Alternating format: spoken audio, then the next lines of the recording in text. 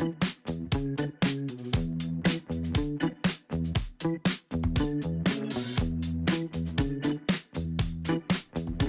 it's the first Friday, really, of the rest of our lives here at the Altar Live Show. Welcome.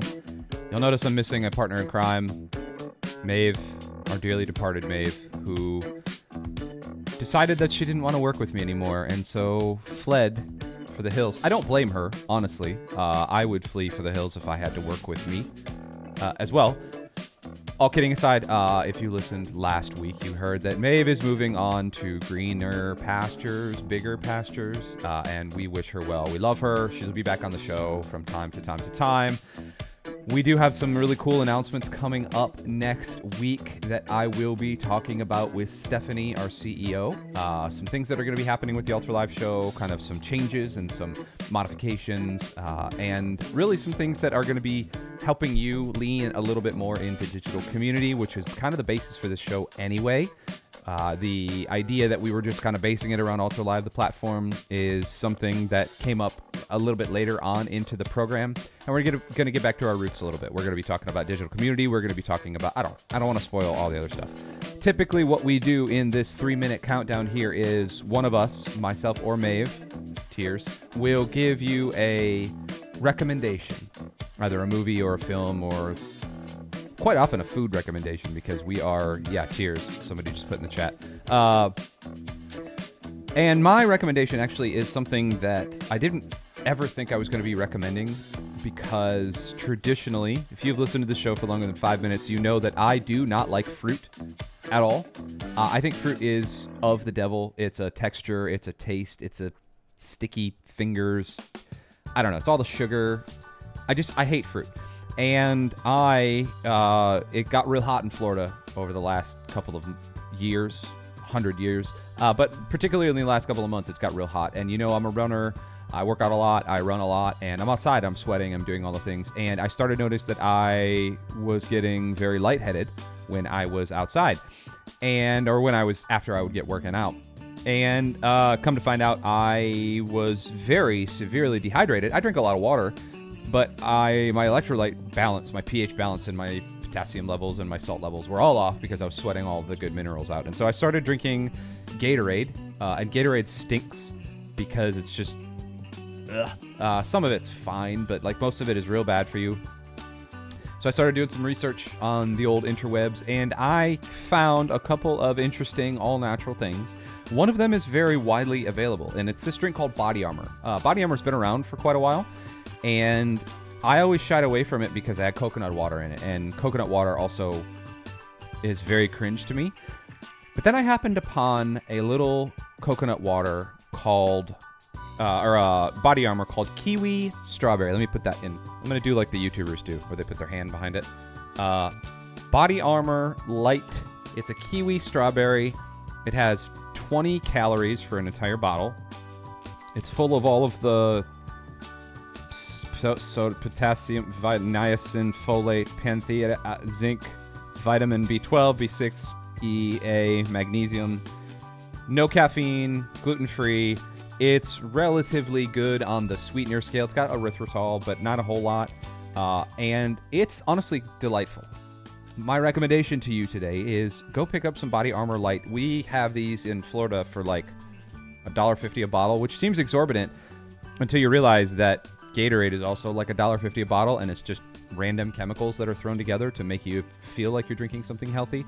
So, recommendation from me to you: Body Armor Light, especially the kiwi strawberry version. There's also like an apple version. Again, fruit, not so good. These flavors, pretty good. Highly, highly, highly recommended. Also, it says no colors from artificial sources. I don't know that I necessarily believe that, but it's not for me to judge. Okay, their recommendation over. We now want to move on into the rest of the program, and I am pleased to have somebody on the program today that I have had the pleasure of being friends and I'm going to say being in a relationship, and I don't mean it like that. You'll understand what I mean in just a second.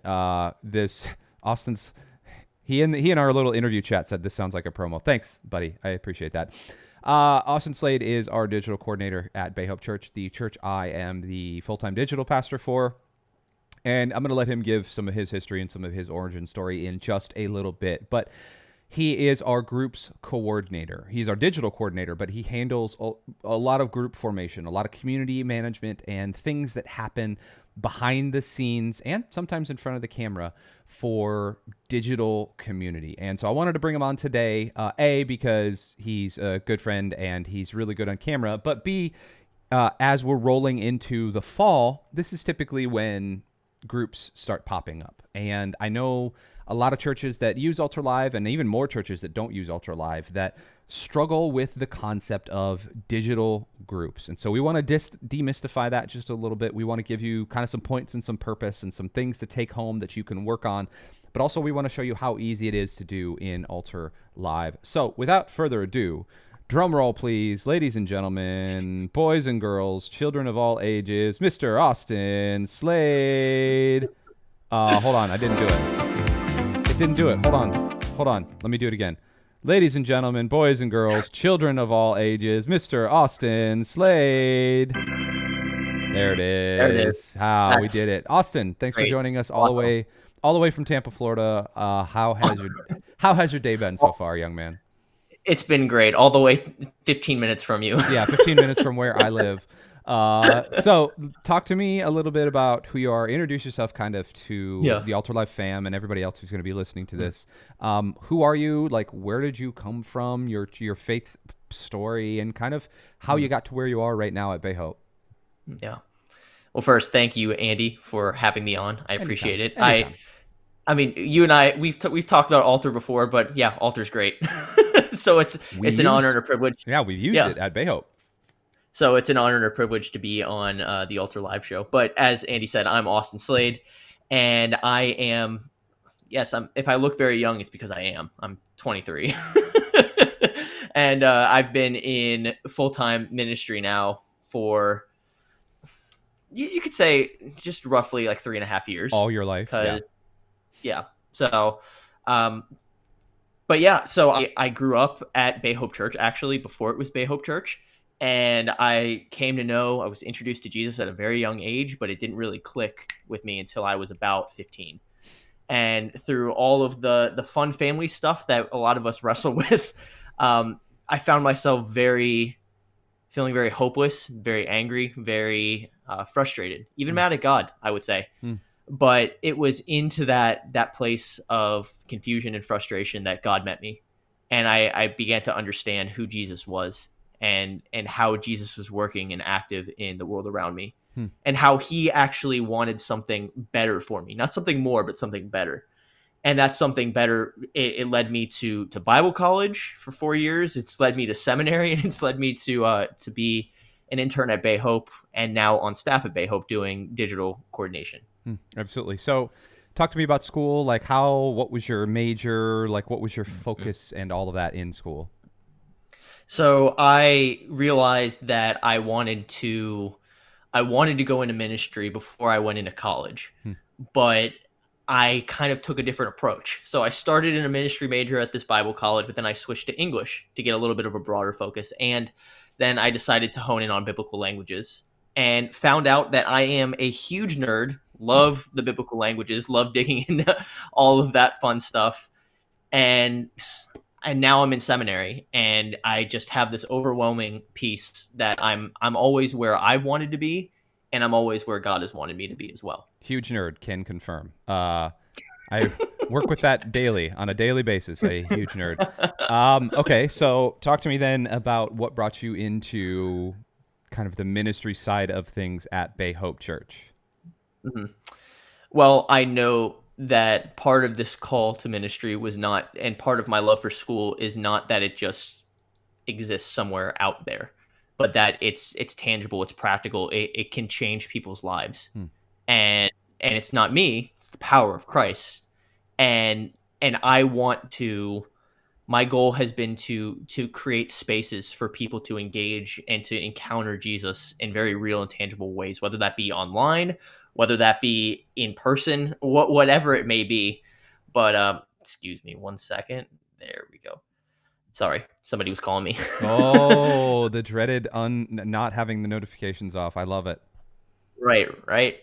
playing risky business here. Yep. But yeah, so that's kind of what led me to jump into church ministry, was because I wanted to be on the front line, so to speak. I wanted to help people daily, weekly know Jesus, and even being in a digital capacity, I've seen such a need and a call to do so, because and as you know, Andy, online can be a very dark and very lonely place. Yep. And that's where the light of Jesus wants to shine the brightest, is in those dark and lonely places. And that is where I feel that God has called me to do what God has called me to do in this season of ministry. So let's talk about ministry then. Let's talk about primarily what your tasks are at Bay Hope Church. As I was giving you in the kind of the green room before the show, like, this is not a job interview, because I work with you on a daily basis and I understand what you do.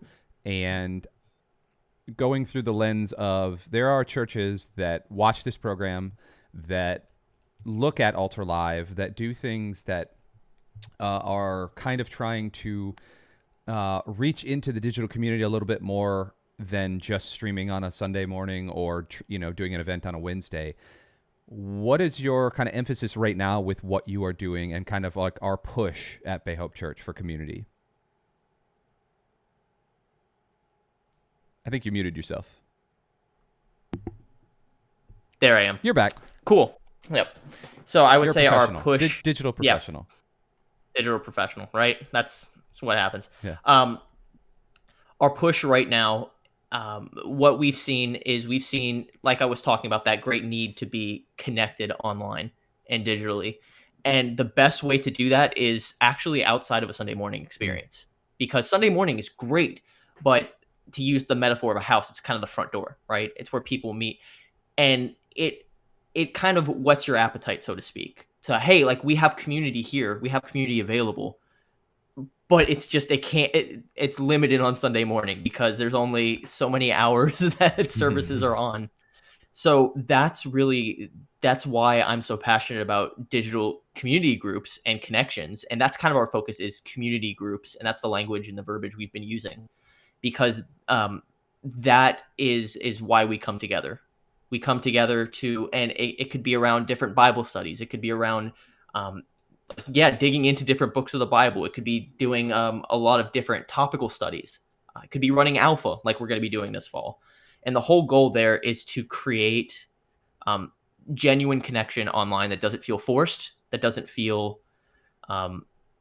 awkward, that doesn't feel stagnant, that people actually want to be a part of. Because, and I mean, as you know, what we found out is that people want to be connected.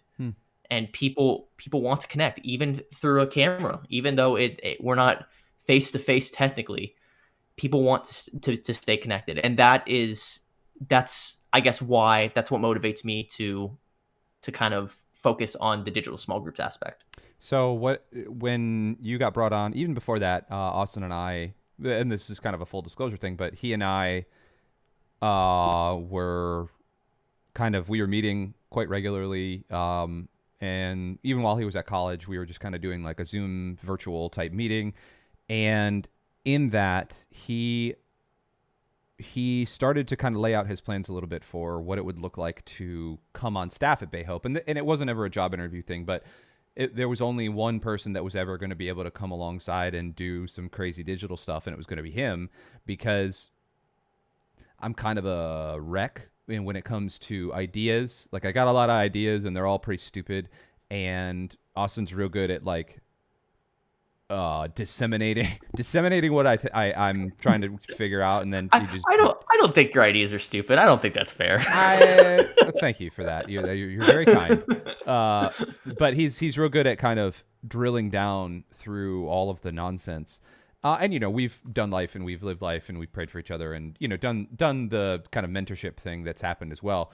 So I've watched him grow from little baby Austin up until kind of the ministry powerhouse that he is, and he is becoming right now. And so when we talk about groups and we talk about what actually is needed, you mentioned something there that says we need to reach outside of a Sunday morning, and yeah. I'd like for you to kind of detail, like, what does that mean? What does that entail for you right now? How are you reaching outside of a Sunday morning? Yeah. The biggest thing I found, kind of going into the house off the front porch, is following up with people. So Sunday morning, yeah, that's the front porch. Hey, like that's the kind of interaction. But the connection piece really starts Monday morning. Hey, if there's somebody new there, I'm gonna like we use Altar Live sometimes. We use Chop, Church Online platform. And the beautiful thing about those platforms is you can see you have a point of contact, whether it be a phone number or an email. And my job really is if there's somebody I don't know, or we go live on Facebook as well. So if there's somebody I don't know, I send them a friend request immediately and just say, hey, I'm you know me, you can see digital coordinator in my tag. But if there's anything that I can be doing, if I can be praying for you in any way, please let me know. We are here for you. And I found that those I guess one-on-one connections, that it shows a level of care and a level of interest to people that says, oh, like I'm seen, I'm known, and they actually want me to be here. Yeah. Which I think is, I would say that's the coolest part of my job. And it was through those little interactions that I built up. And even the volunteer team we have came through those little interactions, messaging a couple of key volunteers that we have. Just, hey, how can I be praying for you today? How can I be how can I be supporting you best? And people really, I think, responded well to that, and I think wanted to get more involved, wanted to plug in more, wanted to connect more, because. And I'm not saying that to brag on me. So please don't hear that. I mean, I'm not just saying that's how I'm hearing it, is you're just like telling me how good you are. Look how humble I am. Yeah. Yeah. I'm the most humble guy on this call right now. But that I say all that because that's really the greatest joy of connecting with people, is just those one-on-one interactions and being like, hey, God created us to be in community together. So why not? We have great opportunities to do so. And we can study scripture together. We can read a book together, whatever it may be. But let's just do something to seek the Lord together and not apart, because we were made to be in community together. And that phrase often gets thrown around. But I genuinely believe that we were made to do life with each other, not apart from each other. So talk to me then about logistics. What does that mean in terms of, kind of a start to end process for drumming up a group leader or drumming up a group participant into, right. I'm going to cough here in a second. So into kind of the it's allergy season. It's not COVID. Tested 4 times. Good. Thank you for clarifying that. Yeah, I've been in the office all week. So, but the genesis of the group itself, even identifying the need for a group, into group leaders and group participants, into kind of running the group and curriculum and all of that other stuff, into like follow-up. What is the workflow there? Yep. So the workflow is usually just to get if they have an idea, most of the time they have an idea about where they want to go, or like a topic that they want to explore. The group leader or the group participant? Group leader. Got it. Well, yeah. Well, I'll start with the group leader first. The group leader, he or she will have an idea or a topic that they want to track down, and we're all for that. Mm-hmm. I want to support them and where God is stirring in their heart first and foremost. And so what I'll do logistically is I'll get them set up. The platform we found most helpful is the 2 platforms, is Altar Live and Zoom. Those are the best, and it works very well with Church Center Online. Yep. Zoom and Altar Live both, because it's just you literally put in a link and then that link gets sent out. And Church Center is? Oh, Church Center is just church software that we use. It deals with group organization, planning services. It's a database for people as well. It keeps track of who's in the congregation. Yeah, it used to be known as Planning Center, and it kind of got this larger branding to it. Some people are kind of put off by the new name of it, but it's Planning Center, just with a lot of other bells and whistles. Yeah, I didn't know. I didn't know how much you wanted me to go into. No, there. That's good. That's good. But yeah, so the group leader, I will get them set up, and I mean it's super easy. I get them set up with resources, with links. If they need training on how to actually use Zoom or use Altar, I'll do that as well, because I don't want any technological barriers to keep people to stifle people's desire to be to leave and to serve, because thankfully I've grown up on technology, so I have a decent handle on how to use it, and And that's another area where I equip and train volunteers. Also, on the group participant side, we have a system where we'll start promoting about a month ahead of time, just kind of planting little seeds saying, hey, if you're looking for something more, we specifically use the online Facebook group a whole lot at Bay Hope. So Bay Hope online community. We'll start planting like little seeds of, hey, if you're wanting to get more connected, joining a small group is a great way to do so. And then we will post all of the necessary information of how they can do that. They can register right from their phone even. And be put into that group. And all of we're corresponding with them regularly through email, through messaging. If they have, I know some of our group leaders have used Facebook Messenger. They've used GroupMe. They've used email. Email is a classic. You can't go wrong with an email. And that is really how we get people plugged in. And then my job at that point is not so much to follow up every week with those people, but just to check in occasionally. Send out an email just to each group a week. Just, hey, how's everything going? If I could be praying with you about anything, please let me know. Is somebody knocking on your door?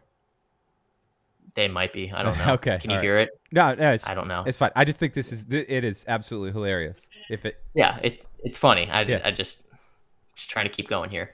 I'm gonna try to throw you off as much as possible. Thank you. I appreciate that. Hey, you're so welcome.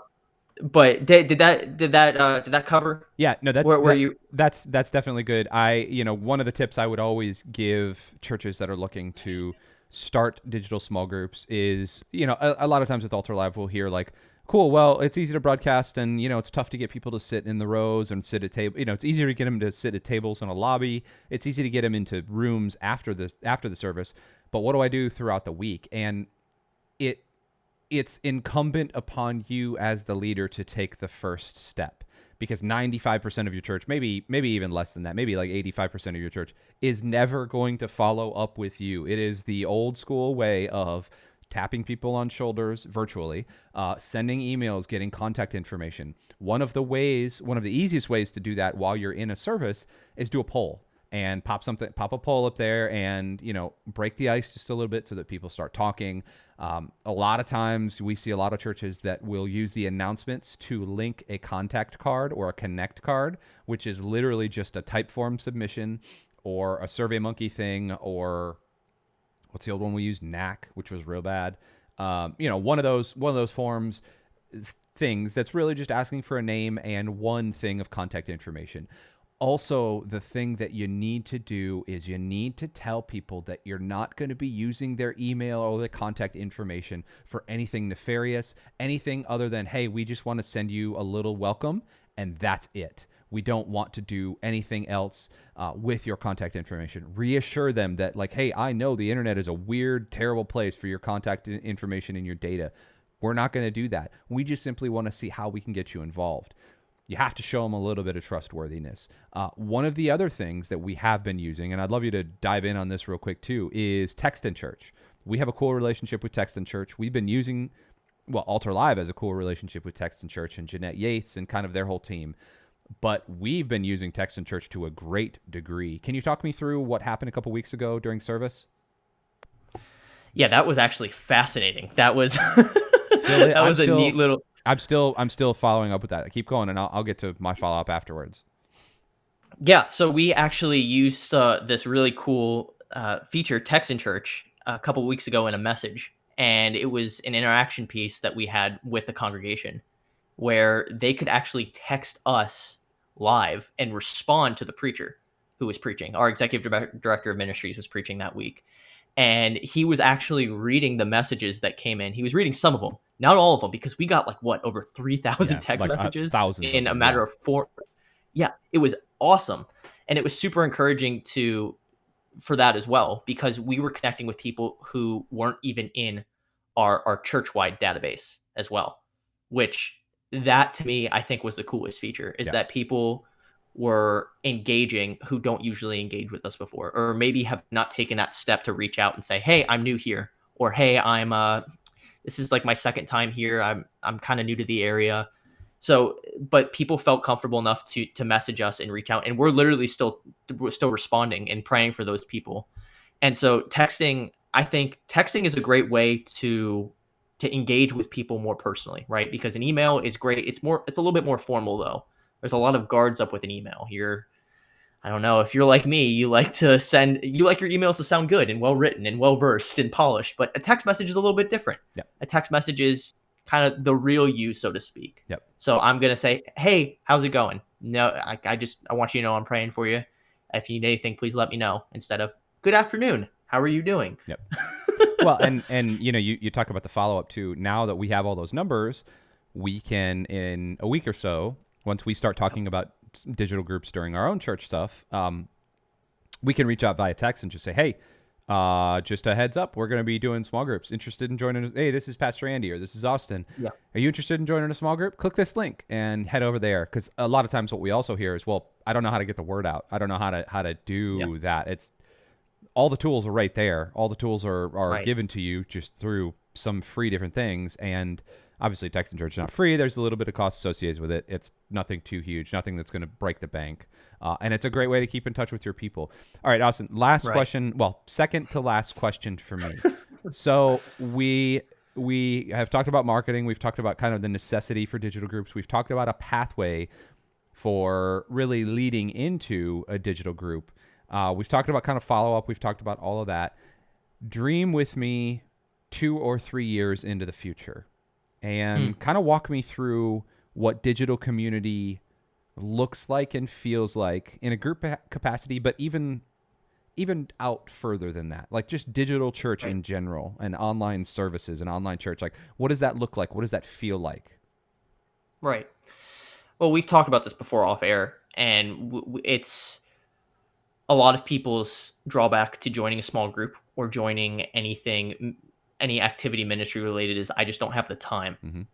I feel like between a job and 2 kids and it's sports and whatever's going on the weekend, like I feel like I don't have the time to do it. And I say, hey, I understand. Mm-hmm. And I'm not here to just throw something else at you or put something else on your plate that is just another chore or task you have to handle. Where we're moving and where I see a great avenue for the church to move is through asynchronous interaction and communication, meaning that you can still be in a small group without being face to face like you and I are now. You can still do that. There are pros and there are significant advantages and necessities to meeting face to face like this, and I don't discount those at all.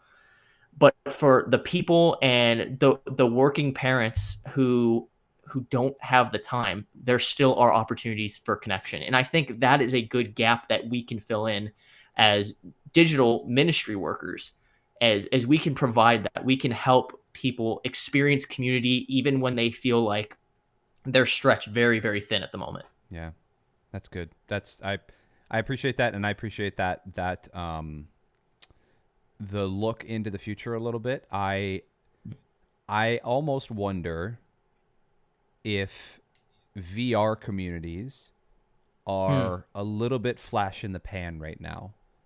How so? It's always going to be a subset of people, right? At least within the next 5 or 10 years, because VR headsets and VR technology, the thing where you hear a lot, especially in ultra live circles, but in digital church circles, is, man, VR, like I got to get my VR church going. And like there are certain people that's going to minister to, but I think the vast majority of people, what we're doing right now is much better because I get to see your face. I get to see your facial features and your emotions. And, you can't really emote outside of hitting a button and doing, flossing in Fortnite. Like you can't really emote in VR. Whereas like now I can see you frown or smile or laugh or do all those other things.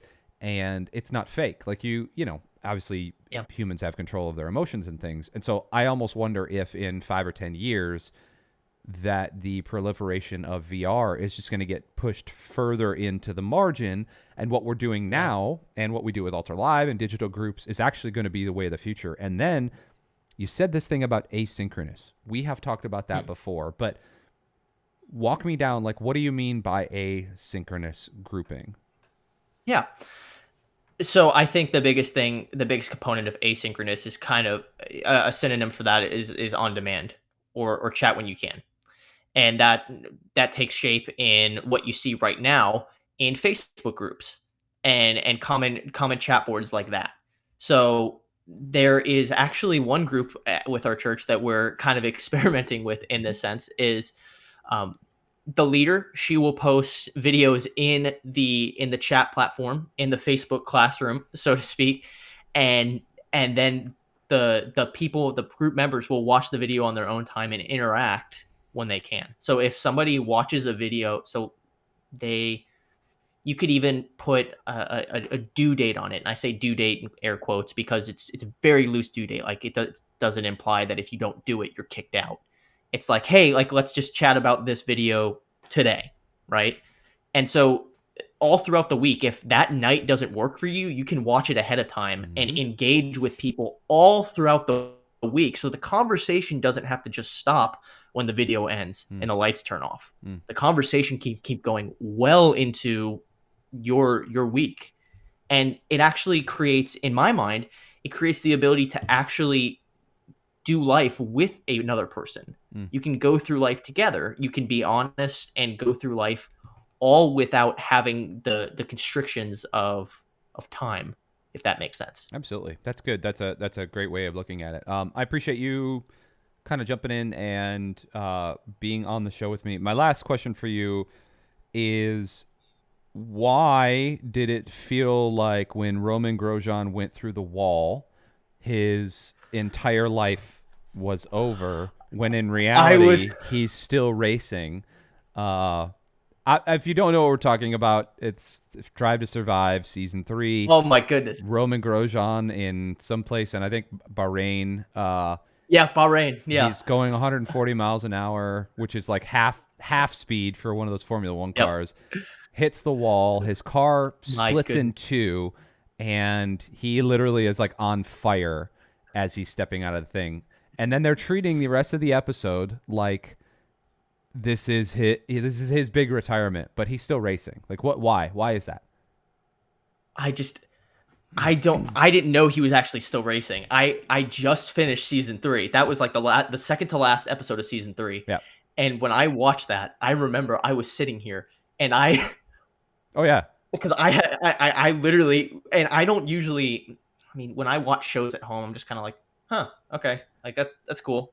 I don't usually physically emote. Yep. Yeah, but my hands went over my mouth and I was just shocked because I couldn't believe what happened. And you know what? Props to Netflix. I think they recorded that moment with really great suspense because I had no knowledge of that situation because I hadn't followed Formula One racing before this. Yep. And I was just shocked. I was on the edge of my seat, and I don't know how he's still racing. Honestly, I thought that would be a big wake up call for him to be like, I'm going to retire. I'm going to go spend time with my wife and my kids. But I guess that wasn't enough. Well, he's not Formula One racing. He's Formula. Oh, okay. He's like IndyCar racing in the States. Okay. It's still okay. Fast, that's a little less intense. But you're only making left turns. It's not like you're doing like the whole rally circuit, everything. That, and have you followed any Formula One this year, 2022? Yeah, I have. I saw. Did you see all the Charles Leclerc and Ferrari mix up? No, what happened there? I'm gonna let the suspense build. Wait, okay. Apparently, there was a big snafu where they put the wrong tires on and they out tactic somebody, and then they ended up losing because of it, which is hysterical because Ferrari is just a laughing stock right now. I think it's fantastic. Yeah, because Ferrari has been the big name, and even if you don't watch Formula One, you know Ferrari. Yeah. And it's just that's very funny. But I saw Daniel Ricciardo, I think, lost his seat at McLaren. Yep. Which is great. Or something like that. And Daniel Ricciardo, he's a funny guy. He's a funny guy to follow. So he's a funny guy, but I also like the latent, like, non-humility of him makes me want to punch him just square in the teeth. Exactly. Knock him down a peg. Yeah, exactly. right. We can talk about Formula One. We can talk about sports. We can talk about other things. But Austin, thanks for joining us on the show. And thanks for being interrupted by your maintenance repair guy and all the things there. Everybody else for Ultra Live, for the Ultra Live fam, excuse me. If you do have any questions, if you've got any issues, if you've got anything that you want us to cover in the Ultra Live show, you can always hit us up on our socials at Ultra Live on everything. You can also go to our website, ultralive.com. Sign up today for a 14-day free trial. It is great. It's a program and a platform that you're going to be able to really grow alongside your church from now until years to come. We've got some really cool improvements coming out, and we've got some exciting announcements. So stick around. Austin, bless you, my child. Bless you, sir. Hallelujah. We'll see you guys later. Love ya. Bye.